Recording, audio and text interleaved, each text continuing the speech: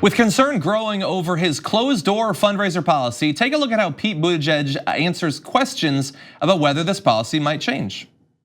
Mayor, earlier today you said you were open to having a conversation about opening your fundraisers, and that's a question that reporters have been asking for months now, so I'm wondering, when do you expect to actually have that conversation and give an answer on that? Again, I don't have a timeline for you. Well, Mayor, as the candidate, can't you just direct your campaign to open those fundraisers? What's it? As the candidate, can't you just direct your campaign to open those fundraisers? Yes. And why haven't you done so? What's that? Why haven't you done so yet? There are a lot of considerations, and I'm thinking about it. Next question. Can you give us an example of those considerations? No.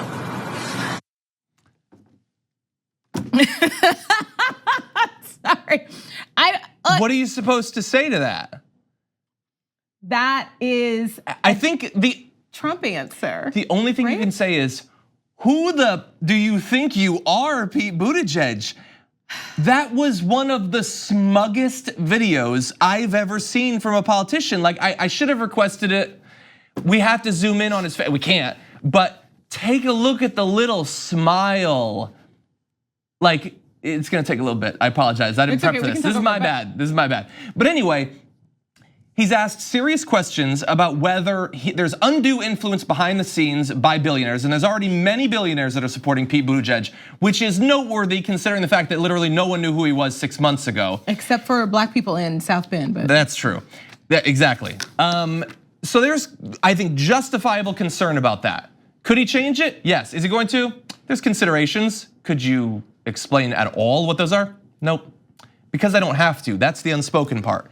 Yeah, he's like, why would I be accountable? And also, unfortunately, for someone who is running to be the president of the United States, being private about anything is never really seen as a good thing. You know what I mean? Like someone being like, not only am I keeping this behind closed doors, but I'm not even going to tell you why. Yeah. That's a double negative. Yeah. You know what I mean? Yeah, and look. But he doesn't have to do anything. His entire, this uplifting that he's had to prominence has been based on nothing.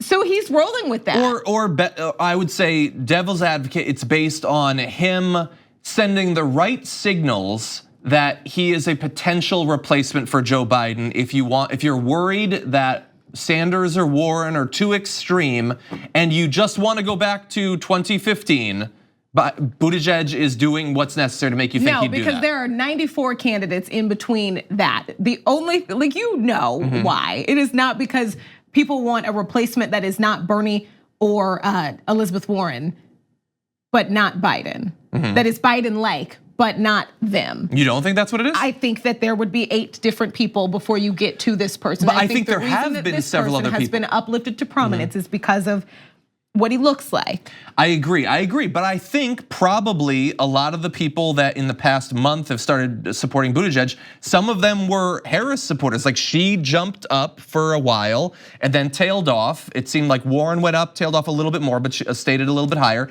And Buttigieg came up, I think, taking some of the Warren and some of the Harris supporters. That is just not what I see. I don't know. Well, I can't say for sure. I'm looking at numbers move and trying to assume what's happening under the hood. But what I will say is, if you watch that video and you're a Buttigieg supporter, I have a game to play with you.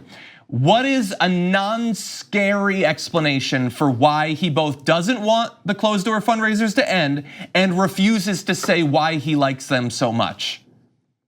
Is it because there's so many grassroots activists in there and he wants to maintain their privacy?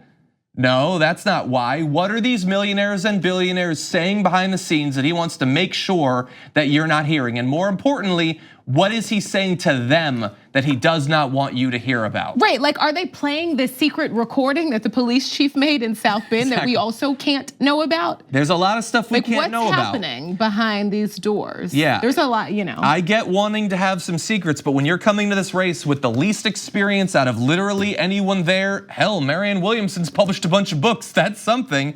You're coming in with almost no experience, no name recognition, and suddenly people are handing you millions of dollars and you're spending doing it well. He spent like $4 million in Iowa and shot up by a number of points there. But what is actually underneath all of that? People in Iowa, oh my, wow. We don't know why. We're sending a person. Wow. We're gonna No, try to figure it out. I'm just saying, wow. But money can buy you some support. But anyway, my overall point, and I tweeted something to this effect of, seeing that video without him going on TV today and explaining what that was about. And also another video, we can't show, there's music playing, we can't play it. A kid asked him if he would stop taking money from millionaires and billionaires. He said no, and he walked away. Like as fast and as dismissive as I just acted or whatever. It's disqualifying. It's disqualifying. In this cycle, where we care so much about having the right candidate, we cannot have someone with the smugness of Donald Trump, with the unearned confidence and hell, unearned support of Donald Trump, honestly. Listen, when you show people how to treat you, they treat you like that. Yeah, no, disqualifying, disqualifying. He has to explain this. He has to, and if you support him, you're entitled to. I'm sure there's something you like about him. You need to start thinking about it because there are other candidates and they might deserve your trust a little bit more.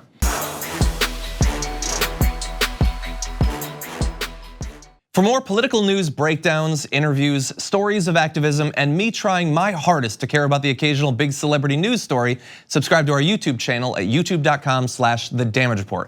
And you can ring the bell wherever it is so you don't miss anything.